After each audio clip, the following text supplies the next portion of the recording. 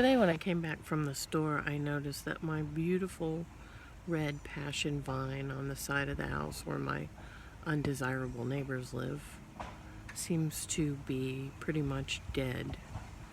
And nothing else around, just that. And it's a little overgrown and needs trimming. However, we all know I let it overgrow a little bit so I don't have to look at these awful, trashy people. But they have been putting effort into cleaning up their property since their landlord is trying to evict them. And that's a good thing. I just wish they would concentrate on their potato vines that are growing over onto my side and not worry about my beautiful vine. But that's neither here nor there. I'm trying to look at the good in the situation. So if they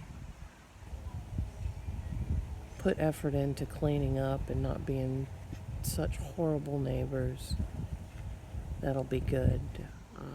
I have peace about that, but they're still noisy. They still blare their stupid, awful sounding car stereo late at night, which I don't usually have a problem with that if it sounds good, but it sounds horrible.